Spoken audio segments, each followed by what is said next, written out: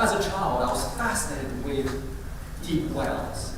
The wells that's deep, dark, cold, merciless, all stemmed from a simple fable my father, my humble father, uneducated father, have told us when I was young. I'd like to share this simple fable to you today. It is about this little frog born into a deep well. For all his life, he was taught the limited sky, the occasional stars and moon, but mainly this dreadful cold and darkness was all life had offered. Only then his father confessed to his son. He had also heard there's a bigger and a better world up there, far more to see, to enjoy, to live. But he didn't believe it. He went to his father. He said, "Father, that can't be true. Others can't have more than we do." But he didn't realize his father and his forefathers before him had struggled all their lives, but there's simply no way out for them. The land was too far away for them to ever escape. So his father told his son to give up hope, accept the sad fate, the deep, dark, cold, merciless wells they were born into. His father told him to conform to the reality of life. That was the sad fable I had heard as a child. But perhaps along the way, my father had to give up hope of ever escape his own deep wells. But for me, upon hearing that story, made me even more stubborn. I stubbornly believed and secretly wished maybe one day, an opportunity will come my way, allow me a simple chance to get out, to do something better than my father or my forefathers. The one near miss in my life was one time there was a simple piece of bread was missing. Everybody accused me in the family of 9. I was born with 6 brothers and my parents, so 7 boys. Of course, I was notorious in my family knowing to steal food, particularly good food. I have no smelling where the food is. Coincidentally, I was born into the year of a rat. So everybody, whenever there's food missing, they said the rat have stolen it. So that time wasn't me. Definitely was not me. But everybody blamed me. I was so disheartened. Even my mother, who I loved so dear, I was so close to her, she even accused me was my fault for that missing piece of bread. So I ran wild into the cold darkness and suddenly stumbled on the edge of the deep well we normally fetch the water from. It was ice formed around the edge, was very slippery. My thought then was I was going to dive in end my life there. I guess as a child, as a teenager, you all have these kind of suicidal thoughts. That was the first time I experienced that. But you know what saved me? Was when I was about to close my eyes, go down. I was, as a child, I was never afraid of death, never. I still don't. So, but my mother's kind face, her eyes, the desperation I saw her when there's no food on the table to feed her 7 sons. The words that my parents said, "You go ahead and eat, we're not hungry," even though we knew they were hungry. There was the times my father broke his back. He was in such high temperature, he still had to go to work, so bring home that little bit of food to save our lives. Those are the images that saved my life that day. But there's one important realization at that moment when I give up throwing myself into the deep well. Then I realized that from before that moment, I was about 10 then, before that moment, I've relied everything on my parents. Food, washing clothes, sewing, everything. But from that moment onwards, I thought I could do something about it. If I really love my parents, if I really want to perhaps help change their lives, then I could make a contribution. I could get up my butt and to maybe work along the side of my father. From that moment onwards, I had a secret dream, the dream of making a difference in my parents, in my brothers' lives. But most importantly, I dreamed big to have one chance in my life to allow me to get out that deep well I was born into. So that one incredible chance at age 11 just happened. I was sitting in this heatless, freezingly cold classroom, which made up a simple mud climbing shack. Worse looking than that, that's the village I was born into. There's no heating, there's no electricity, there were two tiny little windows, no glass panels, thin rice papers, so thin enough for the light to shine through. The temperature in my hometown could get down to below 20 degrees below zero. Was one of these cold mornings. The wind just absolutely pouring in through the broken rice papers. We wear these thick cotton quilted cotton pants our mothers have sewn for us. With that, we look like these round snowballs. we were sitting in front of this Chairman Mao and Marx, Angels, Lenin, Stalin, big photos in front of the blackboard. We were told to read this "We love you," Chairman Mao text 10 times in a row. You can well imagine just how heartwarming that was. And in the middle of that reading, 4 men walked into our room. They were introduced to us as Madame Mao's cultural advisors from the Beijing Dance Academy, and they were there to select talents to study ballet. Of course, we didn't know anything about ballet. So they then asked all to stand up to sing songs, which you could well guess the only kind of songs we were ever told and allowed to sing was "We Love You," Chairman Mao kind of songs. So in the middle of that singing, they walk along the aisles, look at each person's faces, and they selected one girl. Just as they're about walking her out the door, my class teacher hesitated, and suddenly tapped on the shoulder of the very last gentleman, virtually just as he was about to walk out of the room. She said to him, "Excuse me, sir, what about that one?" And that one was me. Then I followed the last man went into the head of school's office. There were 10 of us selected between the age of 8 to 12. We all lined up, and they screamed out, they said, "Take all your clothes off except your underwears." But nobody moved. The reason for that was because we were so poor those days, nobody could afford to wear a pair of underwears. So eventually these strippers bare. They measured every inch of our bodies. At one stage, I pushed against the corner of the wall. One person held one knee straight. Second person pushed both my shoulders hard against the corner of the walls. I could not move a single inch. And the third person forced my other leg up, and up, high up in the air. As he forced my leg higher and higher, he kept asking me, "Does it hurt?" You can well imagine, it was excruciating. During that audition process, they had torn both of my hamstrings.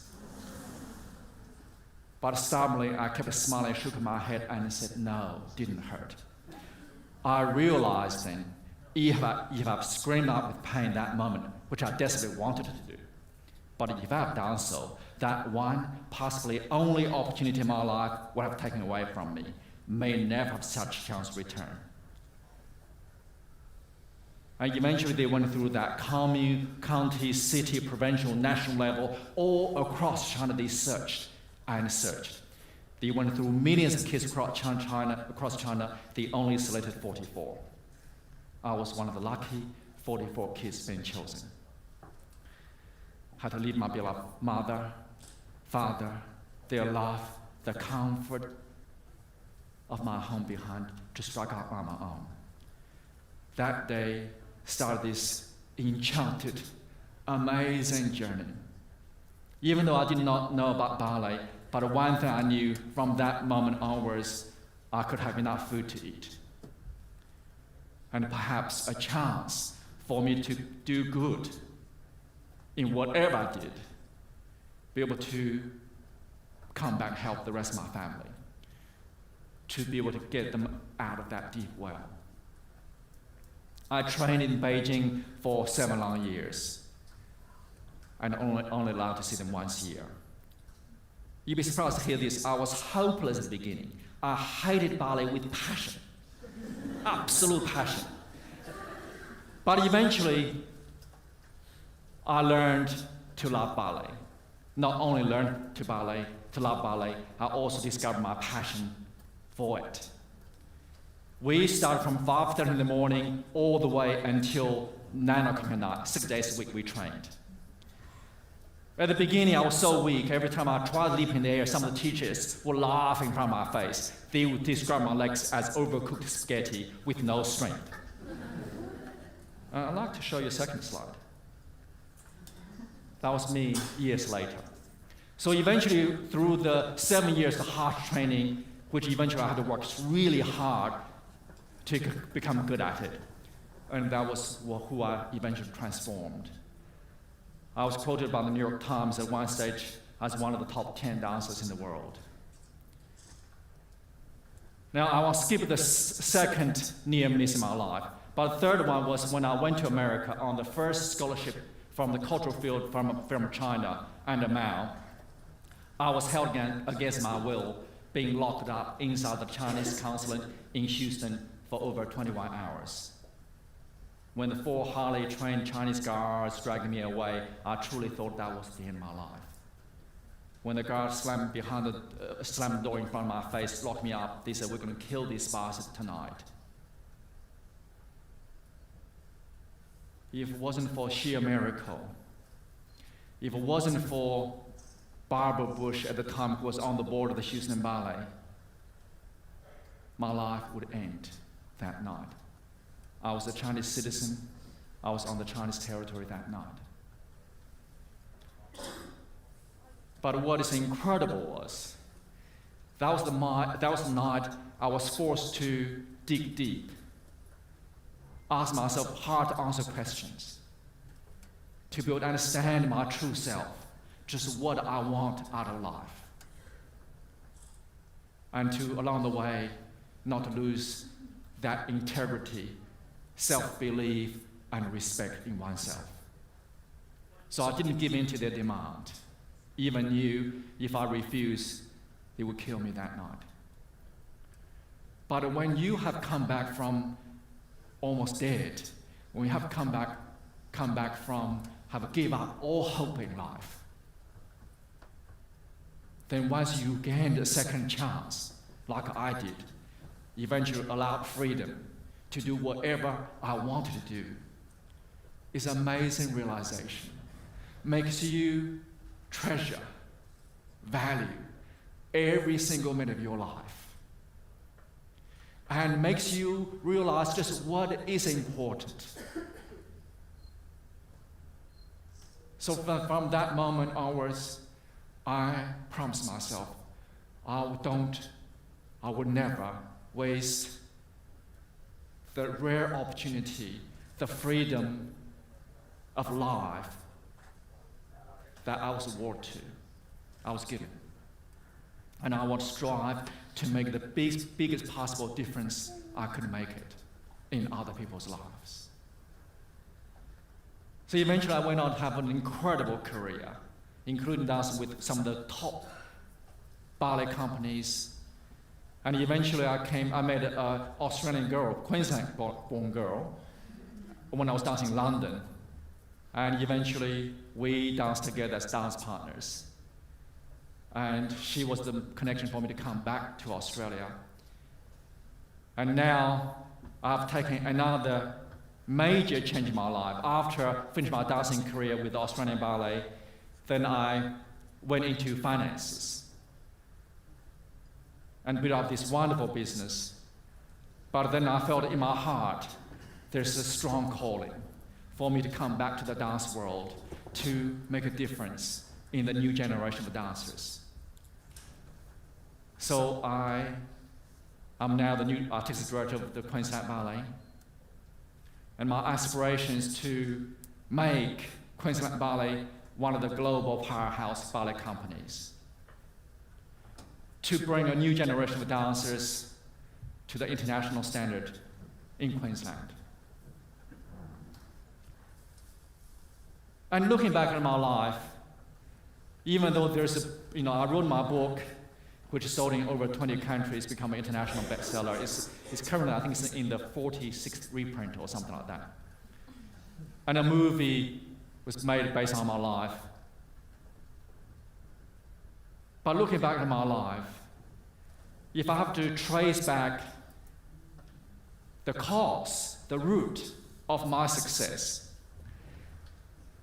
it is no doubt it's the seed that was planted in my heart as a child. Despite that tough starvation experiences, daily struggle for food, just simply having enough food to fill your stomachs. But we had love from our parents, unconditional love. We had their care, their nurturing, their instilled valuable lessons and values in life. Every turn of my life, every test moment that there's two choices to make. Because of that background I grew up in, I tend to choose the right route to take. I don't think they're by accident. I don't think one's decisions made by accident. I think your early childhood, your adolescence period times, your formative years is crucial to your success. So this is what I have to say to you. You all parents or parents-to-be. Just what kind of family environment you aspire to create. Working environment, school environment, especially family environment. I think if you're a leader, if you want to give something to the society, if you want to make a difference in your lives, family, to get your family right is the starting point.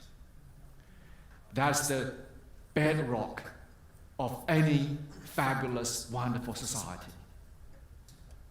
Without that strong, value-oriented, generous, courageous family unit, we can't talk about a bigger picture of a society. So we have to be good human beings, good parents to our children, good colleagues, good friends to others first, before we can talk about meaningful differences we may want to make in the world or make the world a better place. Thank you very much.